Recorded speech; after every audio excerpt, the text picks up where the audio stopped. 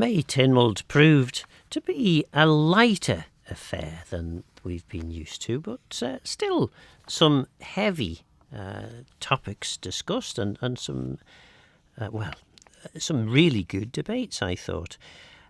We begin, obviously, with the question paper, and I don't often get into the question paper because there's so much on the order paper, but there were a few interesting questions that were asked. There was the question into the family library, an urgent question from Mr. Hooper in relation to that, and there's an awful lot more about that on Perspective, the Perspective roundup of Tynwald. But basically, a significant debate ensued, at which the acting minister, Paul Crane, stepping in for the minister Daphne Kane, who was absent from Tynwald, he defended the party line. But I think many people in Tynwald, in fact, I think the majority of people in Tynwald seem to be taking the view that something should be done to support the ongoing work of the family library.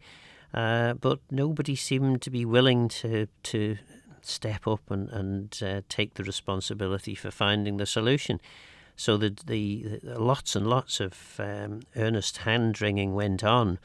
But I'm not sure that we got any closer to a solution. Another urgent question was one in relation to the extended blue tongue and foot and mouth restriction zones. These are big concerns, obviously, from farmers. If either of these diseases got to the Isle of Man, it would have a significant impact on our livestock sector. And sadly, the one thing that was most memorable about this was a fit of the giggles, for which she apologised. This was from the Minister, Claire Barber, because she hadn't read out one of the answers that had been prepared for her by the department. She hadn't actually read it out loud.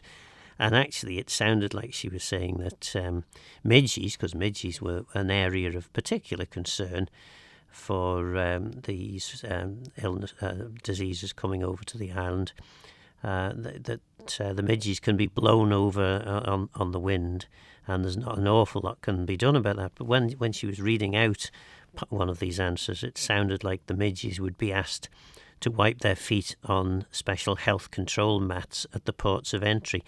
The minister obviously viewed it that way and had to take a moment to recover from the image of these midges all arriving with their passports. Then a debate on the whether the island will achieve 3% real GDP growth in 2025 and through which sectors. Now, this seemed like a fairly innocuous question. The minister answered it and said, well, look, we're only just started into the year, so I can't tell you whether we're going to achieve this 3% real GDP growth. But then a whole, it felt like half an hour at least, question and answer session ensued, in which all the members many members at least of Tynwald asked various questions relating to economic output of the island, many of which weren't directly related to the question. But it was quite a fascinating discussion about where the Manx economy actually is.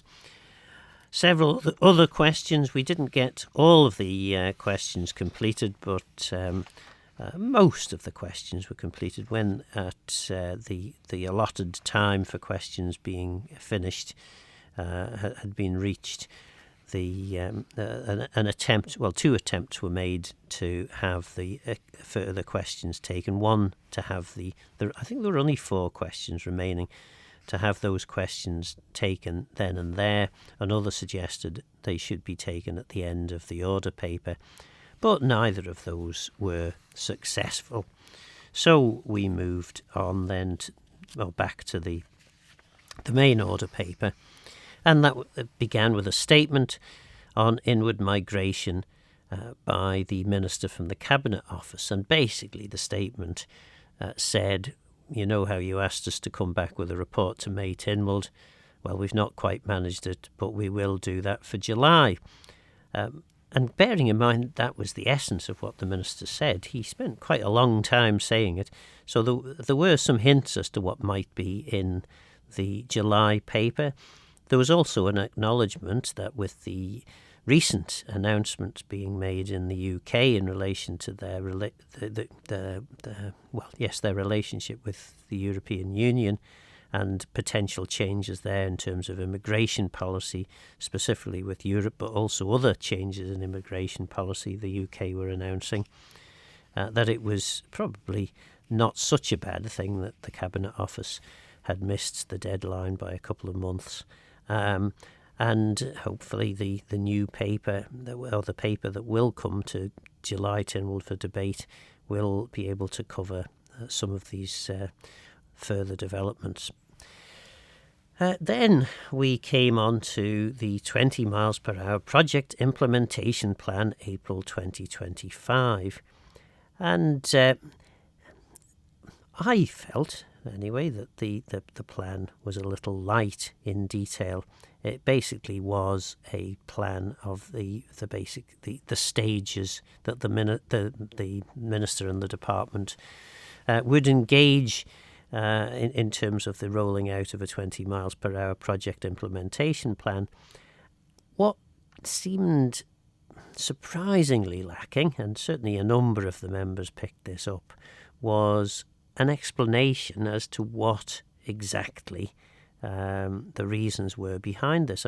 One of the things the Minister suggested was that just sticking up 20 miles per hour signs and imposing 20 miles per hour zones would reduce speed, that this was a proven fact.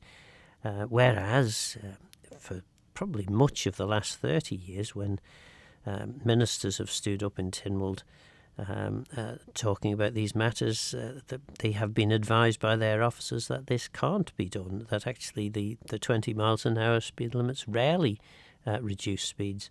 So I'm not quite convinced that we had a full explanation from the Minister on that.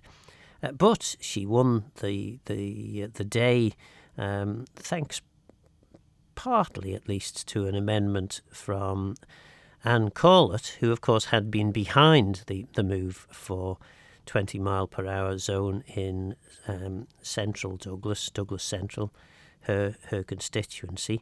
And this had been then sort of piggybacked to roll a similar scheme out across the whole of the island. Lots and lots of members quoted what Anne Corlett's intention was, so I think Anne Corlett eventually got fed up with this and decided she was going to make clear what her intention was, which she did. And generally what she's keen on is making the streets in her area, her constituency, safer. And she was willing to look at whatever the department was prepared to try. And indeed, if the 20 miles per hour zones with speed limit signs didn't actually succeed in slowing down the traffic, then she would be willing to view what other things would be required. What she was concerned about was that the department could roll up with an over-engineered scheme and spend money that, quite frankly, government doesn't have, trying to do something which possibly wasn't necessary. So yes, that was an interesting debate, and ultimately the Minister is going to do what she said she was going to do, which is go out and consult with people and talk to people and take on board their views before rolling out any further 20 miles per hour zones. We then moved on to the Tynwald Standards and Members' Interests Committee. And this was a very, well, it was a good debate, I thought, but with some quite interesting connotations. But basically what this was all about was Laurie Hooper made his resignation statement without notifying in advance the Chief Minister or indeed Council of Ministers, which is within his gift, and made some quite extraordinary suggestions about the Chief Minister's and indeed Council of Ministers' view that the health parts of the health service should be privatised. Mr. Cannon responded the following day, suggesting this was a falsehood, that the Council of Ministers were being gaslighted by Mr. Hooper, and that this was a fabrication. The committee concluded that this language was unparliamentary. Now, I think the committee has a difficult job here, because on the one hand, it was a very lively exchange of two people who held two quite passionate views about a particular policy relating to the health department. It was lively, it was entertaining in terms of engaging people with politics. But of course, the Tynwald Standards and Members' Interest Committee have a fairly clearly defined remit, which is the language used unparliamentary or not? And they reached the conclusion that it was. Unfortunately, perhaps for the committee, certainly, the Tynwald members didn't agree with them, so their report and recommendations were not supported. So Mr. Cannon wasn't asked to withdraw the remarks that he made. Then there were several appointments to the Post Office, Electricity Board, or what are they called now? The Electricity Authority, Manx Utilities Authority, and to Manx Care. And then there was a replacement of Mrs. Sharp as a member of the Legislative Council and the Tynwald Management Committee. And then two private members' debates. The procurement Think Local. This was a debate moved by Ms. Lord Brennan, and there were several amendments, all of which were rejected, and ultimately the motion, which was Tynwald is of the opinion that government procurement policy and practice should be reviewed and updated to give greater weight to local suppliers with adequate substance, and in order to fulfil recommendations 5 best value and 6 social value of the review of the Isle of Man government procurement policy, which have been agreed by Treasury, and in order to support the concept of Think Local, which is quite a long way of saying we should have more local weighting when it comes to the procurement policy. So that was supported by Tynwald. What wasn't supported by Tynwald, and it was rejected with a higher number of votes than I'd anticipated, was the all-island leisure rate. Now, of course, this was moved by Laurie Hooper, and the primary reason for this was a perceived unfairness, and it's hard to see it as much other than an unfairness, where the southern authorities, the western authorities and the northern authorities all pay a 6p rate for their swimming pools, or up to a 6p rate, I think it is. But, of course, the local authorities, some would say the richest local authorities on the island, in Braddon, Onken and Douglas, and parts of Garth too, I think, pay nothing towards the pools in the east. Now, there were all a manner of interesting smokescreens created on this one, but basically the bulk of the members in the east, who clearly make up the majority in the House of Keys, were not going to support something that was going to result in their constituents paying more rates. So it was always going to be a difficult one for Mr. Hooper to win. He did actually win 5-3 in Legislative Council, which is interesting because Legco doesn't tend to rock the boat and often follows what they think the vote's going to be in Keys, I suspect. But it was lost 4-19 in Keys. Only Mr. Hooper, Mr. Glover and Mr. Moorhouse and Mr. Speaker supported it in Keys. But yes, it was 5-3 in favour of Mr. Hooper's all-island leisure rate in the Legislative Council.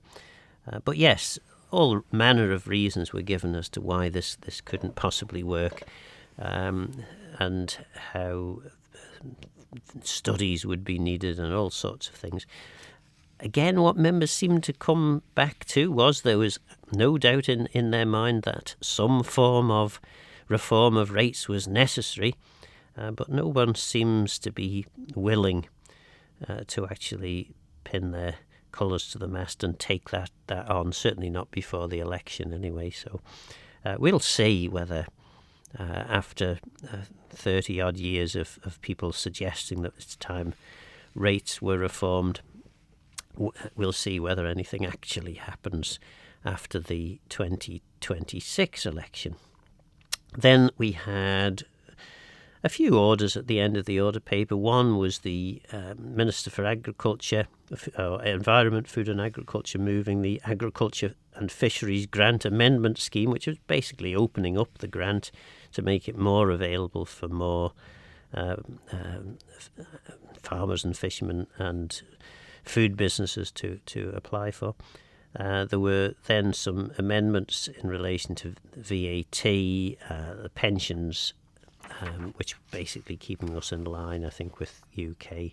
And then the Customs and Excise Act 1993. This was a Customs and Excise Act Application Amendment number 2 order. And so far you might be thinking tax on booze or whatever it might be, or the fuel duty. But actually, no, this is the airport tax, the airport duty that's imposed on flights to and from the island. And there was basically an uprating to that.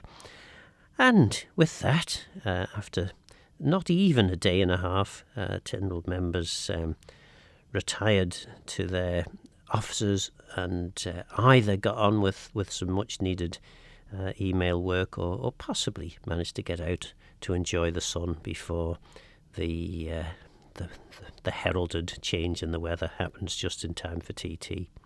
But that was Tynwald, the May Tynwald. Possibly not in brief, but a summary. Thank you for making it to the end of the Manx Radio newscast. You are obviously someone with exquisite taste. May I politely suggest you might want to subscribe to this and a wide range of Manx Radio podcasts at your favourite podcast provider, so our best bits will magically appear on your smartphone. Thank you.